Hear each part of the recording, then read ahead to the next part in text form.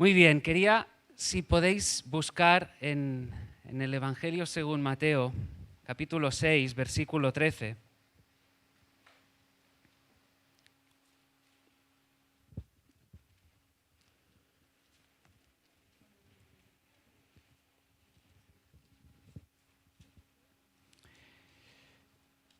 En el capítulo 6 encontramos el Padre Nuestro, Mateo capítulo 6, versículo 13. Encontramos el Padre Nuestro, ese modelo de oración que el Señor Jesús nos dejó. Pero en esta mañana lo que quiero es centrarnos en la parte final de esa oración. Versículo 13, lo que sería la doxología, esa alabanza final. Fijaros, ahí dice: y no nos metas en tentación, mas líbranos del mal, y a dónde nos quedaremos. Porque tuyo es el reino, y el poder, y la gloria, por todos los siglos. Amén. Porque tuyo es el reino, porque tuyo es el poder, y la gloria, por todos los siglos. Amén. Y detrás de esta frase se encierra la esencia de la vida cristiana. Aquel que de corazón, aquel que de manera verdaderamente, genuina, puede confesar que Jesús es el Señor, que es el Salvador de su vida y que suyo es el reino, suyo es el poder y suya es la gloria, ese es el verdadero cristiano. Aquel que no puede decir a corazón abierto que de Él es el reino, que de Él es el poder y que de Él es la gloria, ese no es cristiano. La esencia del cristianismo es verdaderamente esto. Y ese es el temor del Señor. Y lo que quiero hacer en esta mañana es precisamente ver, en primer lugar, cuál es la esencia del pecado, qué es lo que hay detrás del pecado, y lo que os propongo aquí es como coger un bisturí y abrir, ir diseccionando y ver qué es lo que compone, cuáles son los ingredientes principales del pecado. Vamos a verlos hoy en esta mañana. Y después, en segundo lugar, lo que vamos a ver es, partiendo precisamente de lo que hemos visto que caracteriza lo que está en las entrañas del pecado, ver cómo luce un corazón verdaderamente convertido. Aquel que realmente puede decir: tuyo es el reino, tuya es la gloria y tuyo es el poder. Y como os decía, orando por este mensaje, pensaba que realmente supone un desafío. El mensaje que hoy tenemos en esta mañana realmente entiendo que es un desafío de parte del Señor. Un desafío a examinarnos, a analizar el estado de nuestro corazón, es exponernos. Y yo te invito a que realmente puedas estar atento escuchando la palabra del Señor, que puedas estar con los oídos bien abiertos, atento, porque es su palabra. Lo que se va a compartir hoy aquí es la palabra del Señor, no es cualquier cosa. Con diligencia, con atención, como leía el otro día una cita de alguien, como que nos tapamos la boca y escuchamos. Ahora nos callamos y le escuchamos a Él, tal cual. Y como orábamos también, por cierto, que sobre todo, que en su gracia, su misericordia irrumpa en nuestros corazones. Quizá más de uno aquí hoy diga: pues ahí me veo. Ahí me veo. Que el Señor en su gracia y su misericordia haga realmente esa obra, que nos confronte, que nos haga ver cuál es el estado de nuestro corazón y que traiga convicción de pecado y de salvación. Así que en primer lugar vamos a ver qué es el pecado y cuál es la naturaleza del pecado, qué es lo que compone el pecado. En primer lugar, ¿qué definición podríamos establecer de pecado? Y ahí no nos vamos a detener mucho, porque trataremos de ir directos, porque el mensaje lo requiere. El pecado es ignorancia y rechazo de Dios. El pecado es ignorancia y rechazo de Dios. El pecado conlleva rebelarse ante el Señor. Es rebelarse ante un estilo de vida muy concreto. Es rebelarse contra lo que Él quiere de nosotros, que seamos y que hagamos. El pecado es rebelarse, es una insurrección. El pecado es ir en contra de lo que conforma la voluntad del Señor. Es transgredir, es pasarnos de la línea, es pasarnos de la línea roja. Decir, Señor, tú dices hasta aquí, pues yo me paso. Esa es tu voluntad, hasta aquí, pues yo te rechazo. Ignorancia, rechazo, rebelión. Esos son los rasgos del pecado. En definitiva, una actitud de impiedad, porque la impiedad es eso, lo decíamos nada más adentrarnos en la serie de Romanos, ¿verdad? Que la ira de Dios se revela desde el cielo, ¿sí?, contra toda impiedad, contra toda injusticia, y veíamos que la impiedad es esa actitud hostil. No es una actitud de, más o menos, no, es una actitud hostil. Hostil es rebelarse, es ir en contra, es darle la espalda, es escupir a Dios. Eso es impiedad. Es no reconocer la dignidad, la majestad y la soberanía del único Dios verdadero. Y quiero que vengáis conmigo al libro de Jeremías, capítulo 2. Vamos a leer de los versículos del 11 al 20. Y ahí veremos un pasaje donde se muestra de una manera muy clara cuáles son esos ingredientes del pecado, que os avanzo son incredulidad, idolatría y soberbia. Incredulidad, idolatría y soberbia. 3 elementos fatales, dañinos 100%, que concurren en ese lastimoso pastel, por así decirlo, del pecado. Vamos a leerlo. A partir, decía, del versículo 11. ¿Acaso alguna nación ha cambiado sus dioses, aunque ellos no son dioses? Sin embargo, mi pueblo ha trocado, es decir, ha cambiado su gloria por lo que no aprovecha. Espantaos, cielos, sobre esto, y horrorizaos, desolaos en gran manera, dijo Jehová, porque 2 males ha hecho mi pueblo. Me dejaron a mí fuente de agua viva, y cavaron para sí cisternas rotas que no retienen agua. ¿Es Israel siervo? ¿Es esclavo? ¿Por qué ha venido a ser presa? Los cachorros del león rugieron contra él, alzaron su voz y asolaron su tierra. Quemadas están sus ciudades sin morador. Aún los hijos de Menfis y de Tafne te quebrantaron la coronilla. ¿No te acarreó esto el haber dejado a Jehová tu Dios cuando te conducía por el camino? Ahora pues, ¿qué tienes tú en el camino de Egipto para que bebas agua del Nilo? ¿Y qué tienes tú en el camino de Asiria para que bebas agua del Éufrates? Tu maldad te castigará y tus rebeldías te condenarán. Sabe pues y ve cuán malo y amargo es el haber dejado tú a Jehová tu Dios y faltar mi temor en ti, dice el Señor Jehová de los ejércitos. Porque desde muy atrás rompiste tu yugo y tus ataduras y dijiste, no serviré. Con todo esto, todo collado alto y debajo de todo árbol frondoso, te echabas como ramera. Vamos a ello. Incredulidad, idolatría y soberbia. Incredulidad, ¿qué es la incredulidad?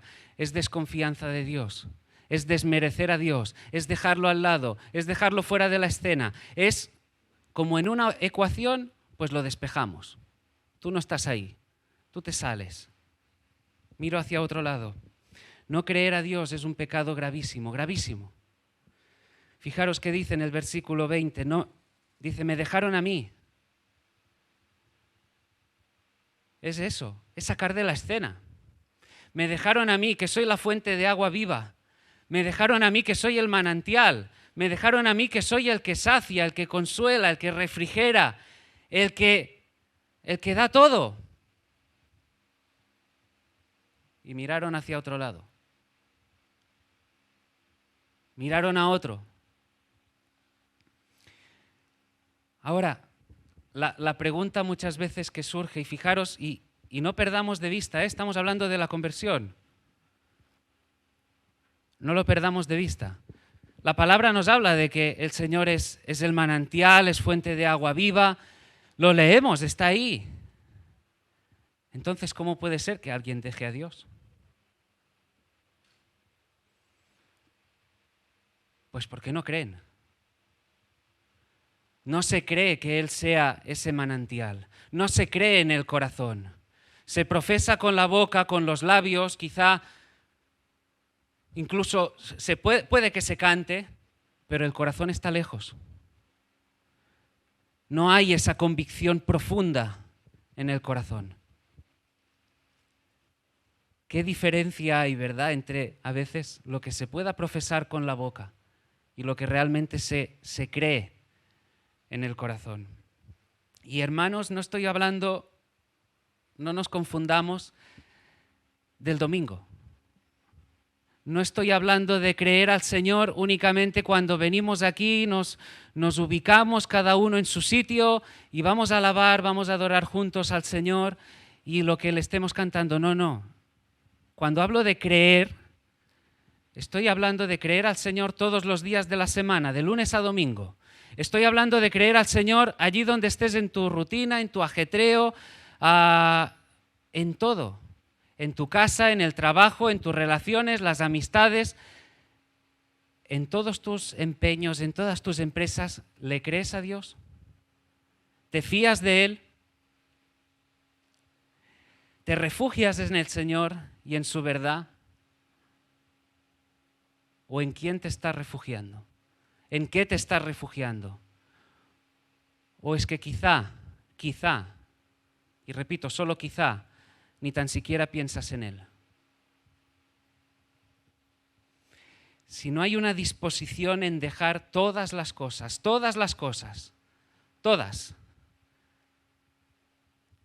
y ponle el nombre de lo que tú quieras, lo que más aprecies incluso, iremos a ello más adelante, todas las cosas en sus manos, si no hay esa disposición, vamos a tratar de decirlo también muy claro, en realidad no estás confiando en Él. Si no hay esa disposición en el corazón de entregar todas las cosas, en realidad no hay una confianza plena, absoluta en Él. En 1 de Juan 5:10, esta semana leíamos en la lectura diaria, el que no cree a Dios le ha hecho mentiroso. Tengo que reconocer, llegué a este versículo y dije, wow.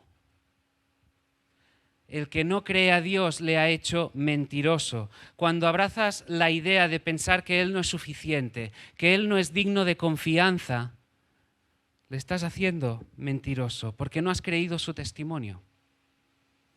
Cuando estás abrazando esa idea de que Él no es suficiente, de que quizá en la mayor parte sí, pero es que ahí, Señor,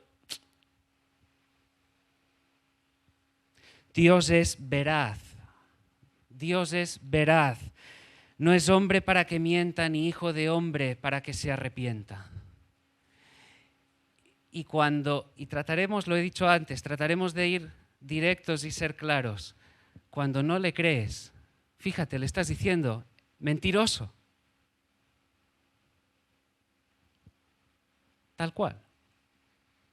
Cuando no le crees, le estás diciendo, mentiroso. Pero si algo hemos estado viendo a lo largo de estos últimos mensajes es que Él no cambia, que Él es fiel, que sus promesas se cumplen. Sí y sí, se cumplen. Su palabra, su propósito, su plan eterno no falla. Y en Él hay toda la confianza. Fijaros, Jeremías 2:12 dice, espantaos cielos sobre esto y horrorizaos, desolaos en gran manera, dijo Jehová. Espantaos, horrorizaos, es lo que nos dice el versículo, porque la incredulidad es espantosa. la incredulidad es gravísima. Valiéndome de lo que decía antes, no creerle es escupirle a la cara. Y permitidme el lenguaje. Sé que me entendéis, pero tal cual. Detrás de cada pecado hay incredulidad porque no te fías de Dios como debieras. Hemos visto el primer ingrediente. El segundo, idolatría. Jeremías 2:13. Cavaron para sí cisternas rotas que no retienen agua. ¿Sabéis qué implica la idolatría? La idolatría implica un trueque, un cambio, una sustitución. Coger a alguien y cambiarlo por otro. ¿Sí? La idolatría implica un trueque, una sustitución. Confiando en que encontraremos la esperanza, la felicidad y la razón de ser en las cosas creadas, las cosas que tenemos alrededor, quizá a veces lo más accesible posible a nosotros, en vez de buscar esa esperanza, esa felicidad, el gozo y la razón de ser en el Creador de todas esas cosas creadas. Es cambiar al Creador, al único que lo merece, al autor, al que diseñó todas las cosas, por la criaturita. Al grande por lo pequeño, al eterno por lo que perece, al verdadero por lo que a veces es falso, aquel en quien hay bien, quien hay plenitud, por aquello que no sacia. La idolatría, debemos decirlo muy claro, es un adulterio espiritual. La idolatría implica eso, que nuestra mente, nuestros afectos se cambian. Imagínate la escena, imagínate un hombre, una mujer, casado, casada, que de repente solo tiene los ojos para otra persona, que no es su esposo ni es su esposa, que sus caricias no son para aquel con quien hizo un pacto, que sus afectos no se dirigen con la persona que el Señor puso a su lado, sino que ahora lo ha cambiado por otro. Ese adulterio nos permite ver lo que estamos viendo. La idolatría es un adulterio espiritual. Es cambiar, hacer ese trueque. Los afectos dejan de estar en el Señor para estar en otras cosas. Vamos, traicionar a Dios. Traicionarle, tal cual. Jeremías 2, versículo 5 dice: Así dijo Jehová, qué maldad hallaron en mí vuestros padres, que se alejaron de mí y se fueron tras la vanidad y se hicieron vanos. Cuando hablamos de idolatría, a veces usamos ese mismo ejemplo, ¿no? De en cuántos pozos a veces la gente no se mete, no se tira de cabeza. Pozos que a veces prometen mucho, que te resultan muy atractivos, pero que después no te dan absolutamente nada, más allá de daño, dolor, lamento, amargura. Se cambia el manantial, la fuente, donde hay agua que sacia, por cisternas rotas, que quizás sí parecen muy, muy atractivas, pero que no te dan nada. El pecado, debemos entenderlo, no es simplemente hacer cosas malas, sino también convertir lo que pueda ser bueno, aquello que esté a nuestro alrededor, en prioridades. Cuando el orden de los afectos cambia, el Señor nos ha colmado de grandes y preciosas bendiciones. Mira a la persona que está a tu lado. Sí, a pesar de alguna discusión, tu esposo es una bendición, tu esposa es una bendición, los niños son una bendición. el trabajo, aún el ministerio, la economía. Pero amigos, los afectos deben estar ordenados. Los afectos deben estar ordenados. Y si aún estas cosas que son buenas pasan a ocupar un lugar que no corresponde, ahí también estamos cayendo en idolatría. Incredulidad, idolatría, continuamos. Soberbia, orgullo. Si hablábamos de la idolatría en términos de adulterio, la soberbia la podríamos asemejar a una usurpación. Ahora dirás, ¿una usurpación de qué? Pues mira, del trono, de la corona. Del trono y de la corona. Es decir, Señor, trae la corona que me la coloco yo. Ahora yo soy el rey. Señor, de este trono tú te sales porque ahí me voy a sentar yo. Le quitamos a él la corona para ponérnosla en nuestra cabeza. Lo despejamos del trono para sentarnos nosotros. El soberbio, fíjate, el soberbio es aquel que, como leemos en el versículo 20 de Jeremías 2, dice, no serviré.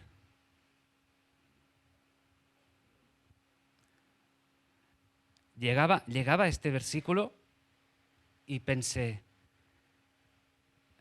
qué potencia estas dos palabras y lo que hay detrás de ellas. No serviré.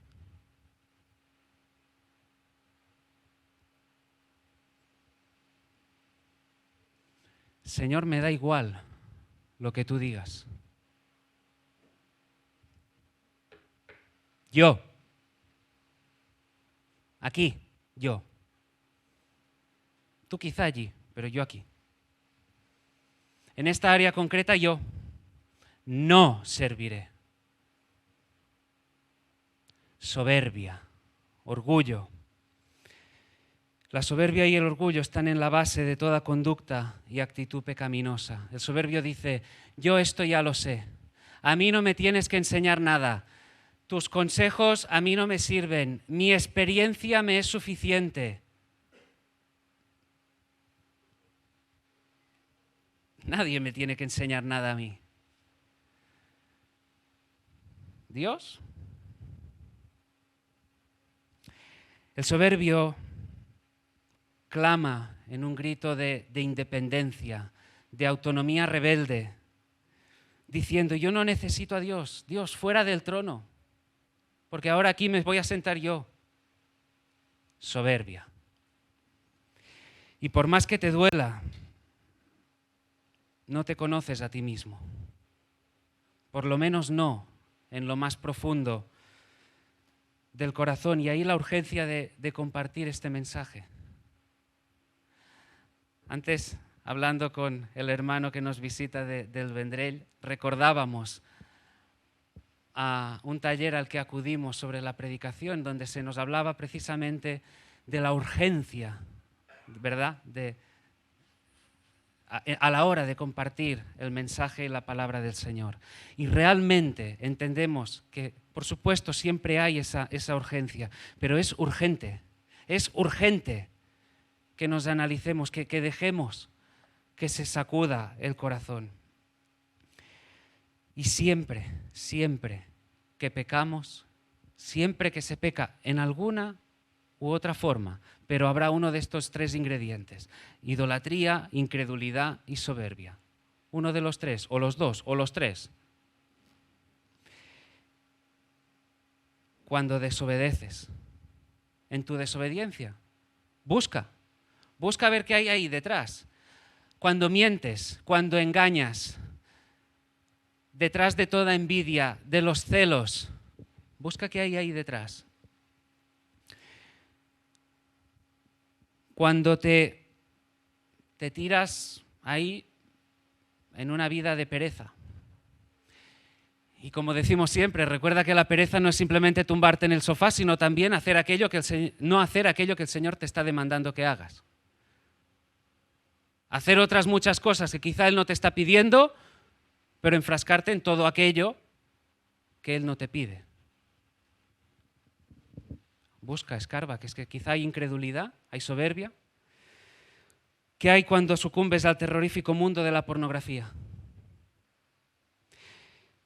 Piensa en cualquiera de los vicios, adicciones que hay en este mundo, en esta sociedad. Todo aquello que se te ofrece ahí fuera. ¿Qué hay detrás de todo ello? ¿Incredulidad, soberbia, idolatría? ¿En qué cosas te estás refugiando para saciar tu sed, para encontrarte bien, para sentirte cómodo, para sentirte aliviado? ¿Te estás refugiando en el Señor, el que es el manantial, la fuente de agua viva, o te estás refugiando en según qué vicio? ¿En qué nos estamos situando? ¿Dónde te estás posicionando? ¿Dónde está tu corazón?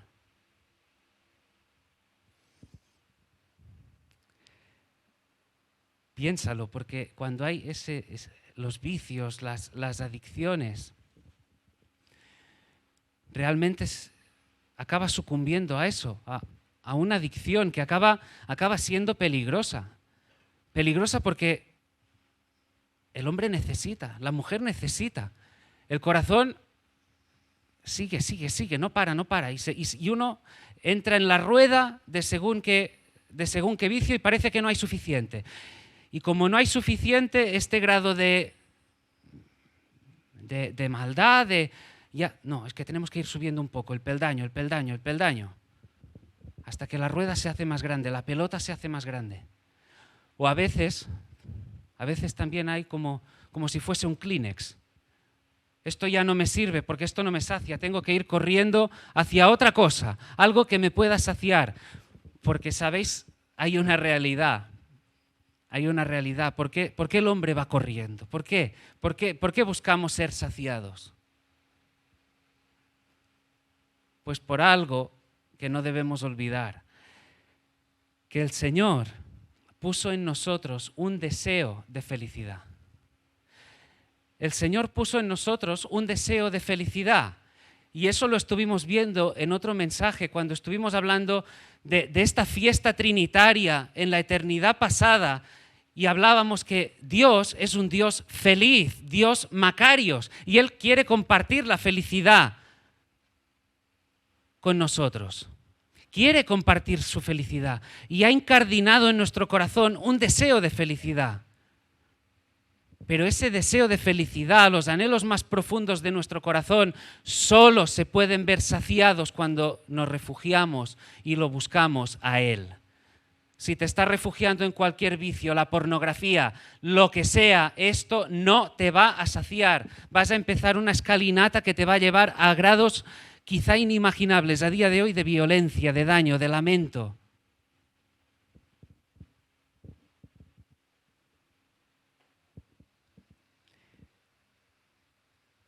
Incredulidad, idolatría, soberbia.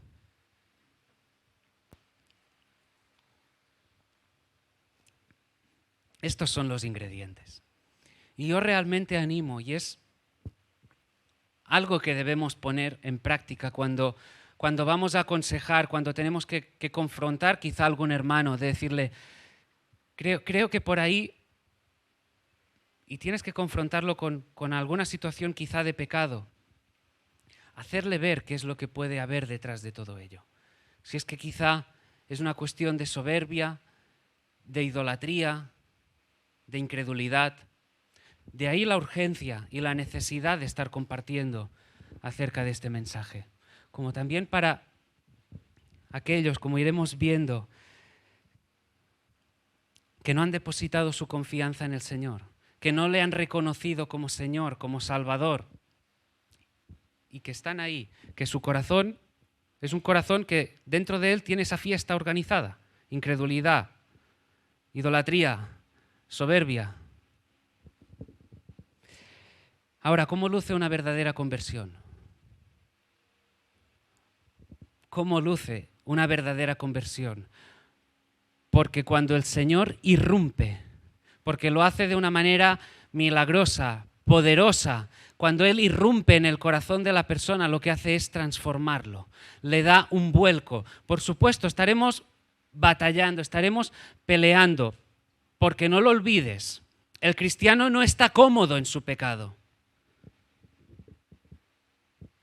El cristiano no está cómodo viviendo en pecado. El cristiano lucha, no de cualquier forma, sino con la ayuda del Espíritu, impulsado por el Espíritu. No está cómodo, no se está regodeando. Vivir en pecado es estar instalado como en una habitación, aquel que está ahí sentadito bien cómodo, ¿no?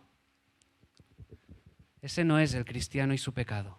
Hay restos de pecado en nosotros y a veces puede que suframos alguna debilidad, pero batallamos. Recuérdalo, el cristiano está en una carrera, pero cuando cae se levanta y sigue luchando y sigue y corre, pero no en sus fuerzas, sino con la ayuda del Espíritu. Ahora, habiendo diseccionado, como decíamos, las entrañas del pecado, los ingredientes, quiero que veamos cómo luce una verdadera conversión. Y conversión, antes lo hablábamos también, ¿sabéis qué significa? Volverse. Convertirse, la conversión es volverse. Ahora, pensar, ¿volverse a qué? ¿Cómo lo veremos a resultas de lo que hemos visto hasta ahora? Mira, es volverse de la soberbia a la humildad.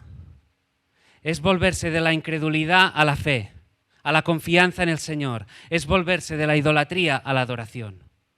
Eso es lo que hace un corazón convertido. En primer lugar, volverse de la soberbia a la humildad. Y cuando tratamos ahí de humildad, no es una cuestión, no malentendáis los conceptos, no es una cuestión de maltratarse, sino de recuperar, de ubicarnos, de ocupar el espacio, el estatus que nunca deberíamos haber perdido. La soberbia es tener un concepto más elevado de sí mismo. ¿Y que se materializa en qué? En esa usurpación del trono. El soberbio es el que dice, esto a mi manera, no a la tuya.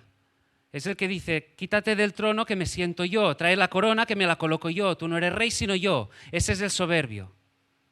Pues cuando uno se vuelve a la humildad, recupera el estatus, recupera la posición. Es regresar al lugar después de que hubiera un grito de independencia, de que hubiera un grito de autonomía rebelde. El Señor cuando creó al ser humano lo hizo a su imagen y su semejanza. Y dio una dignidad que era preciosa. Preciosa. Pero pareció poco. Pareció poco. Fijaros, ¿qué dijo el diablo? Subiré al cielo, en lo alto, junto a las estrellas de Dios, levantaré mi trono, sobre las alturas de las nubes subiré y seré semejante al Altísimo. Y el hombre, en su soberbia, su deseo de estar reinando en su vida, cree ese falso evangelio del diablo. Cree ese falso evangelio de seréis como Dios. Por eso la conversión implica humillarse. La conversión implica ubicarse, situarse en esa dignidad que el Señor nos dio. Pensar de nosotros con cordura, no teniendo un concepto de nosotros mismos más alto del que deberíamos tener. Posicionándonos en el lugar que el Señor quiere que nos posicionemos. Ahora, ¿cómo ocurre todo esto? ¿Cuáles son los pasos? Bien, podríamos citar principalmente 3. Una confesión de ese pecado, un dolor por ese pecado y ese arrepentimiento, un cambio de rumbo. Una confesión, decir, Señor, reconozco mi rebelión. Señor, reconozco mi soberbia. Señor, reconozco mi culpabilidad. Señor, reconozco que he querido hacer las cosas a mi manera. Que he querido yo ser yo el rey, el que gobernaba. Que pensaba que yo ya sabía todo. Que sabía lo que me convenía. Cuando lo más precioso, lo más deseable, lo que más sacia, lo que más nos conviene es andar en sus caminos. Un arrepentimiento acompañado, decía, de dolor. Un dolor por haber actuado así. Cuando uno tiene esa convicción de pecado, hay dolor. Hay dolor. Uno se siente culpable de esa rebelión y siente dolor por causa de ello. Siente dolor al recordar su desgarrador grito de independencia y de autonomía, de querer hacer las cosas a su manera. Cuando uno se recuerda diciendo, sal de aquí, hay un quebranto y hay un dolor en el corazón. Valiéndome de lo que el Señor le estaba diciendo ahí al pueblo, es como si le pudiéramos decir, Señor, tú nunca me hiciste nada. Nunca me hiciste nada malo. Y mira cómo te lo pagué. Tú no me hiciste nada malo. Y mira lo que hice.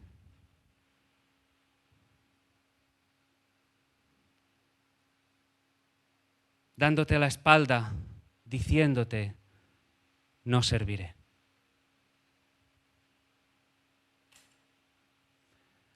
Uno recuerda esas palabras, no serviré. Y hay dolor.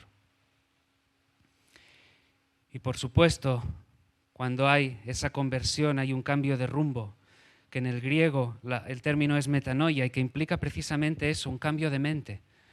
Un cambio de mente, de estilo de vida radical, un giro, el rumbo cambia.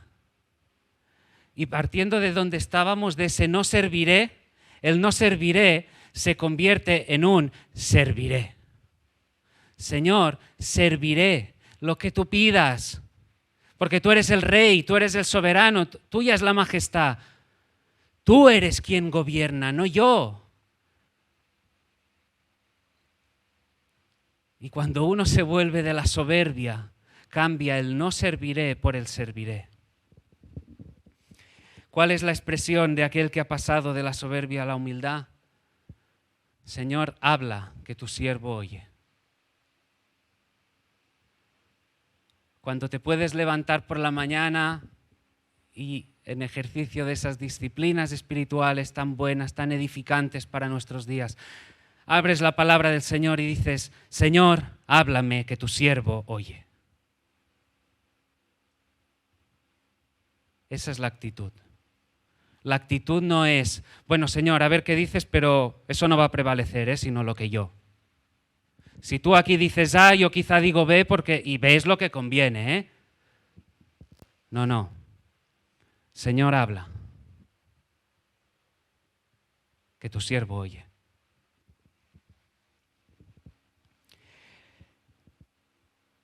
Como así proclamó Jesús, porque tuyo es el reino. Porque tuyo es el reino. Tuyo es el reino. Tú eres el rey. Tú eres el soberano. No yo. El soberano eres tú. Tú eres quien manda, quien establece. Es tu voluntad, no la mía. Eres tú quien gobierna, no yo. Es tu voluntad, y si puedo decirlo, es tu voluntad en mi casa, en mi matrimonio, en mis hijos, en mi trabajo, en mi economía, en la iglesia, allí donde sea, es tu voluntad. Y tengo que decirlo así porque es lo que debemos buscar, su voluntad, porque Él es quien manda, suyo es el reino. Y solo nos moveremos ahí, en esas últimas palabras de Jesús, porque tuyo es el reino, el poder y la gloria, la esencia. ¿Quién está mandando? Te lo pregunto.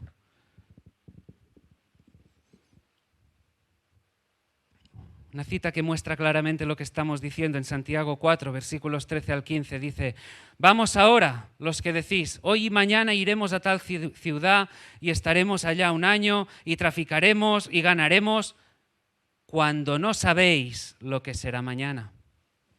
Porque ¿qué es vuestra vida?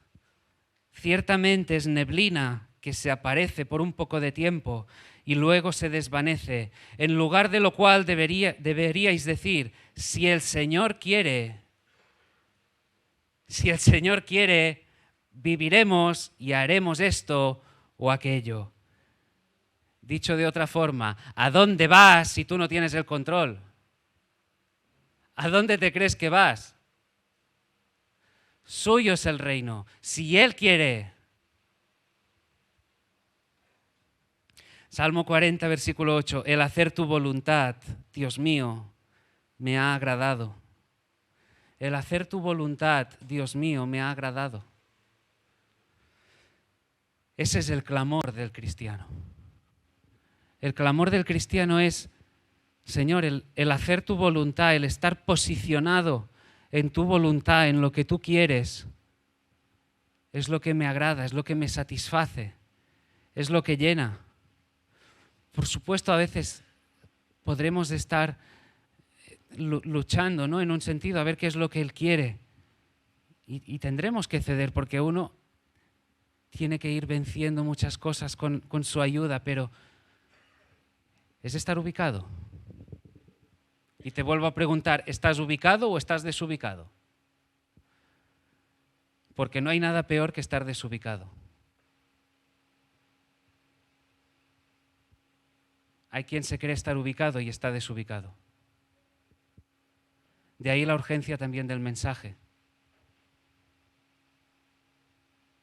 De ahí la urgencia de que la palabra del Señor venga exponiéndonos, sacudiendo el corazón.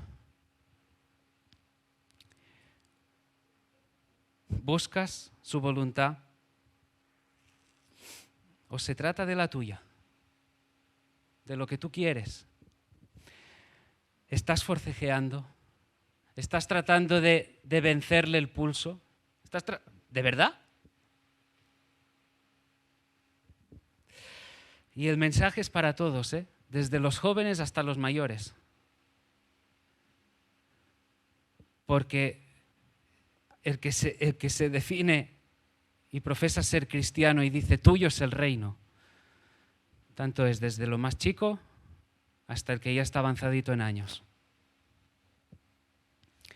Volverse de la soberbia a la humildad. En segundo lugar, volverse de la incredulidad a la fe. El cristiano es aquel que confía en Dios. El Salmo 121, versículo 1, es precioso. Alzaré mis ojos a los montes. ¿De dónde vendrá mi socorro?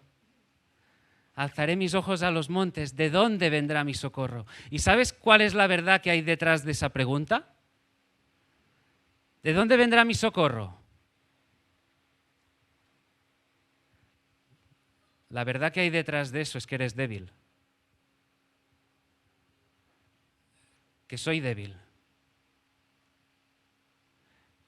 Lo que hay detrás de la pregunta es que estás necesitado, que le necesitas a Él. La verdad que hay detrás de la pregunta es que tú solo no eres capaz.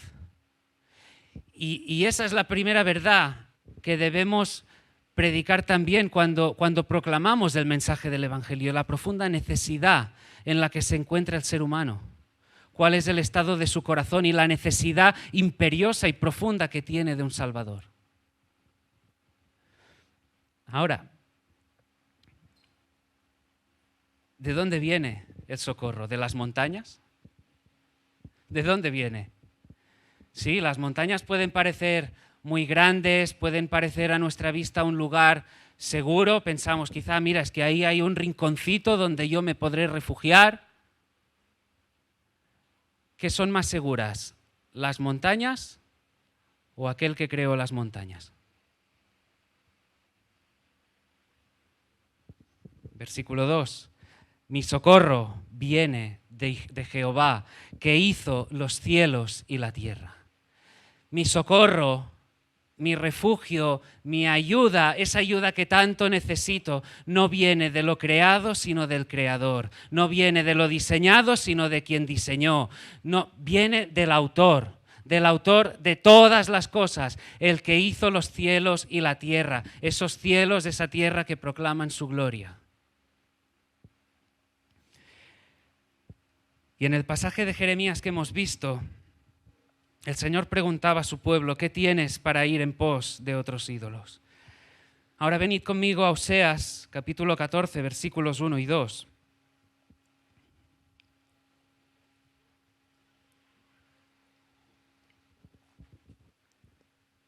Dice: vuelve, oh Israel, a Jehová tu Dios. Por tu pecado has caído. Llevad con vosotros palabras de súplica y volved a Jehová. Y decidle: quita toda iniquidad y acepta el bien, y te ofreceremos la ofrenda de nuestros labios. No nos librará el asirio, no montaremos en caballos, ni nunca más diremos a la obra de nuestras manos: dioses nuestros, porque en ti el huérfano alcanzará misericordia. Quizá te estés viendo reflejado en todo lo que estamos compartiendo. Quizá te estás viendo reflejado ahí. Quizá el Señor te está confrontando, como lo hemos pedido en esta mañana nada más empezar, decir: Señor, confronta. Y quizá te están viniendo a la mente todos esos pozos a los que te has tirado de cabeza tratando de buscar esa saciedad, ese deseo de llenura. Y el Señor está diciendo que digas: hasta aquí. Hasta aquí. Que le digas: Señor, hasta aquí. Te necesito. Señor, te necesito. Señor, se acabó. Se acabó. Te invoco a ti, porque en ti el huérfano alcanzará misericordia. Te invoco a ti, que en ti hay salvación. Te invoco a ti, que en ti hay gracia, hay misericordia. Porque tuyo es el reino y tuyo es el poder. Tuyo es el poder. Fijaros, venid al Salmo 62. Vamos a verlo por partes. Versículos 1 y 2. En Dios solamente está callada mi alma. De Él viene mi salvación. Él solamente es mi roca y mi salvación. Es mi refugio. No resbalaré. Para aquellos que se encuentran estresados, quizá hay algunos que se encuentran fatigados, decir: es que ya no puedo más, es que estoy reventado. Estoy agobiado. O aquellos que piensan decir: es que para conseguir tal cosa es que antes tengo que llegar allí. O tengo que hacer esto para salir adelante. Y ahí en su estado van buscando, picoteando de un lado al otro. Pero fíjate lo que expresó, lo que entendió David, lo que de paso entiende un creyente, es esa verdad, ese clamor inicial. En Dios solamente está acallada mi alma. En Él reposa, en Él confía mi alma, en Él hay el refugio seguro, la confianza absoluta. En realidad solo necesito una cosa. En realidad solo necesito una cosa y la tengo. De lo que más necesitado estoy es del Señor y Él está conmigo. De Él viene mi salvación, es la roca, es mi salvación, mi refugio. No resbalaré. Versículo 8. Esperad en Él en todo tiempo. Espera en Él en todo tiempo, todos los momentos, todos los días de tu vida. Espera en Él, descansa en Él, búscale a Él. Derramad delante de Él vuestro corazón. Abre el corazón. Mantén esa relación con el Señor. Derramar, abrir, exponerte al Padre. Como dice también el salmista: a ti, Señor, elevaré mi alma. A Él, solo a Él. Versículo 9, por cierto, vanidad son los hijos de los hombres, mentira los hijos de varón, pesándolos a todos igualmente en la balanza, serán menos que nada. Así de fácil. ¿En quién estás confiando? ¿En quién estás confiando? ¿Estás confiando en los hombres? Pues estás apañado.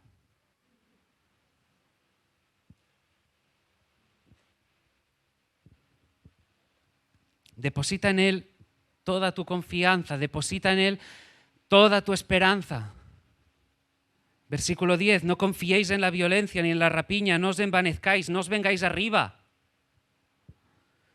Si se aumentan las riquezas, venga va, imaginároslo. Si de repente vuestra cuenta corriente arroja un saldo positivo, que es que nunca te lo hubieras esperado, que tu corazón no esté ahí, que tu confianza no esté ahí, que tu seguridad no esté ahí, que tu contentamiento no esté ahí, que tu razón de ser no esté ahí, sino en Él.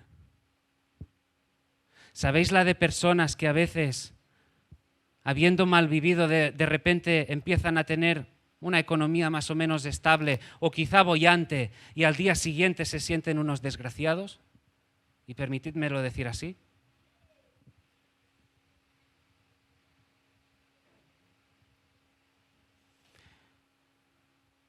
Porque el corazón no está ubicado. Porque los afectos están desordenados. Porque la esperanza no está en el eterno, en quien es digno de toda confianza, el que sí promete, sino en las cosas de este mundo. Versículo 11. Una vez habló Dios, 2 veces he oído esto, que de Dios es el poder. Una vez habló Dios, 2 veces he oído esto, que de Dios es el poder. Es como, venga va, el énfasis final. De Dios es el poder, porque tuyo es el reino y tuyo es el poder. Ser cristiano es vivir reconociendo que Cristo es el Señor. Reconocer que Él es el Señor y confiar única y exclusivamente en Él. La semana pasada, cuando se compartía acerca de la serie de Marcos, veíamos la historia de David de una manera muy rápida y no me voy a entretener en eso. Pero el énfasis aquí está en que realmente Dios es ese Dios fuerte. Y nos servíamos de la historia de David, todos conocemos la historia de David, esa batalla con Goliat, el pueblo de Israel en su lucha contra los filisteos. Los filisteos tenían en sus filas un gigante que nunca había perdido ninguna batalla. ¿Quién se iba a atrever a enfrentarse contra ese enorme filisteo? Aquel que te presentaba el histórico, el currículum, y es que ni una derrota, ¿eh? Y David era el elegido, y uno piensa, bueno, ¿y cómo nos hemos aplicado esta historia de David? ¿Y cómo a veces uno se lo aplica y dice, bueno, puede haber situaciones más o menos complicadas, problemas que uno no espera, gigantes que se presentan, y a veces uno, como decíamos la semana pasada, yo soy David. Yo soy el valiente, el esforzado, el poderoso, el fuerte. Y ya lo veíamos la semana pasada, ¿no? Tú no eres el valiente. Yo no soy el valiente. Somos el enclenque, el débil, el debilucho, el que está temblando ahí. ¿Recordáis la canción de la Serejé, verdad? Cómo iban las piernas. Pues eso mismo, ahí. Detrás. A ver si nos escondemos. Ahora he pensado que ahí se ha notado la edad, ¿eh?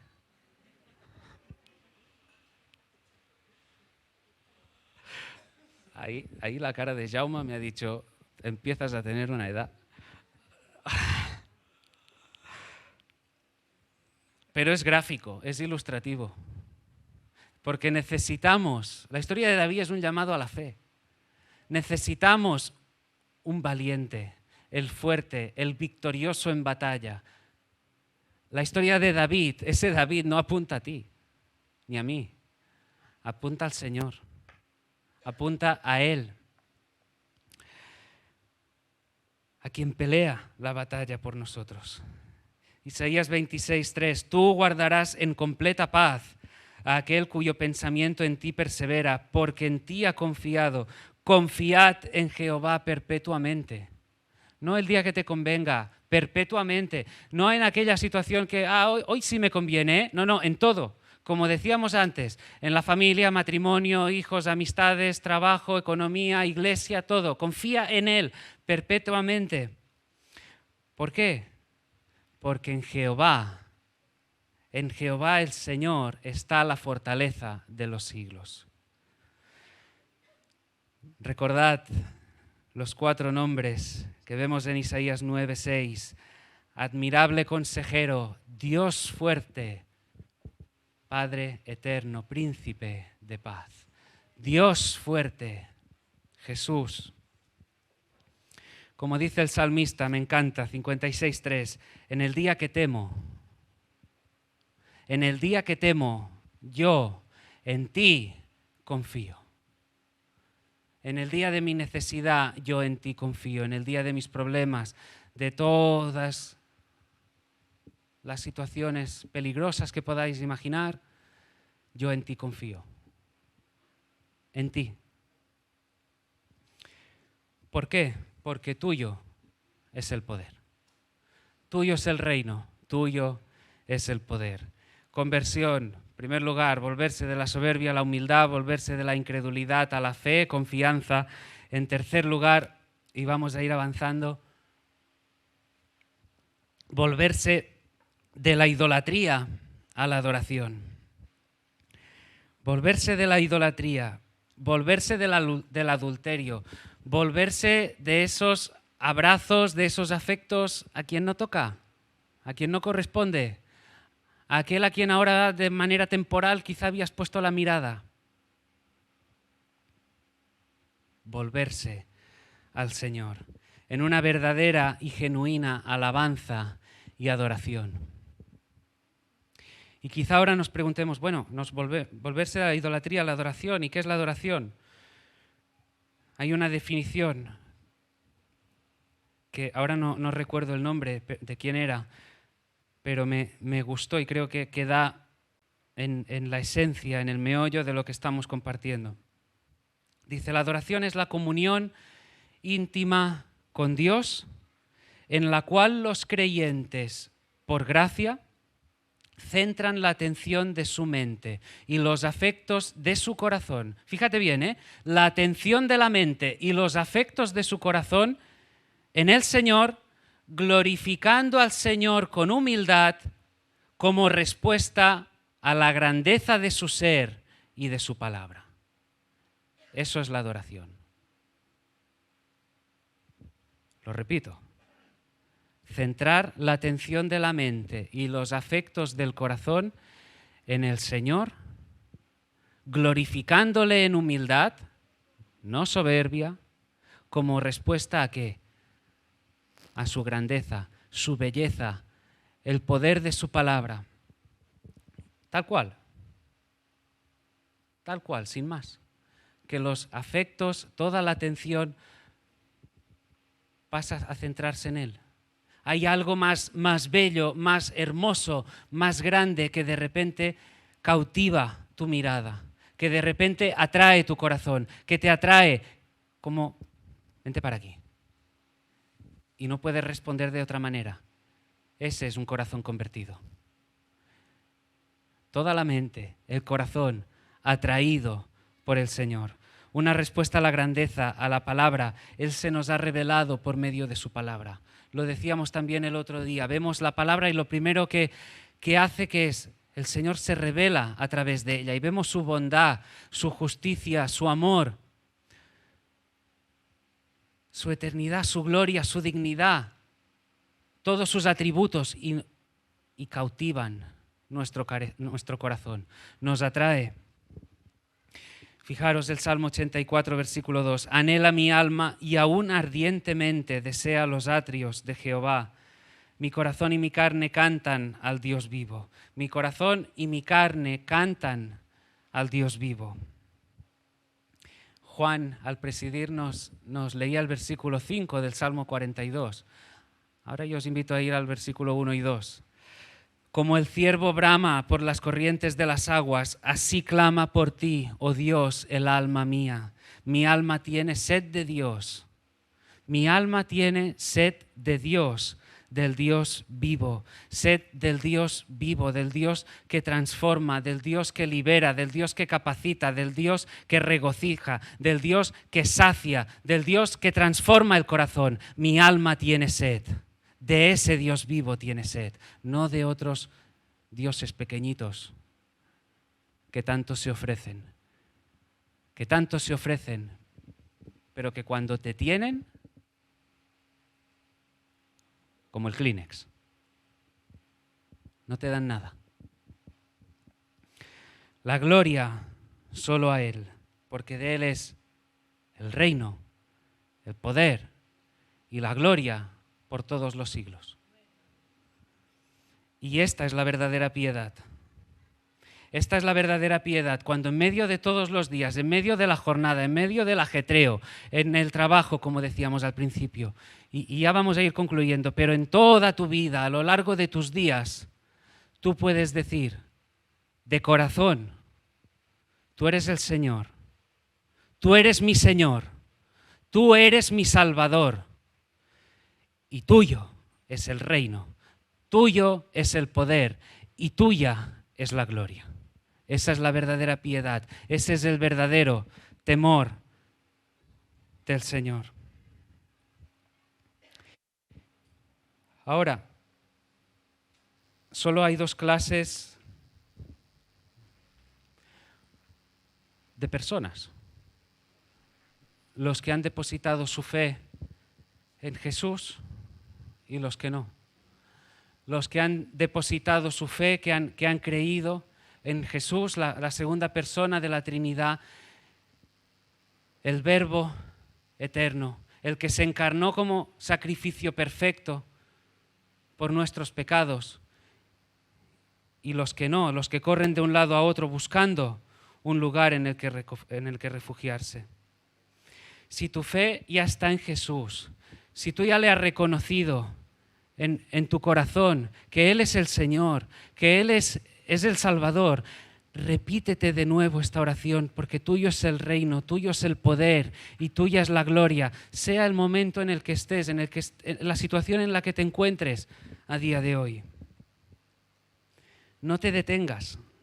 No te detengas en lo que fuiste o lo que alcanzaste. No te detengas en glorias pasadas. No vivas tu relación con el Señor como con el piloto automático, de decir, bueno, vamos pasando día tras día. Búscale. Hay sed de Dios y debe haber ese fervor, esa pasión a la hora de buscarle. Acudir a la palabra, en la lectura de la palabra, en la oración, buscándole. En medio de toda la sociedad que nos rodea, con tanto ruido, tanto alboroto, con tanta oferta, con tanto que te dice, ven que lo pasarás bien, ven que te vas a dar el gustazo. Recuerda quién es el Señor. Si tú le has reconocido como Señor, es el Señor. Es su voluntad, no es la tuya. El control lo tiene Él, no lo tienes tú. El gobierno es de Él, no es tuyo. Tu vida debe estar enfocada conforme a sus propósitos. Sus planes son los perfectos.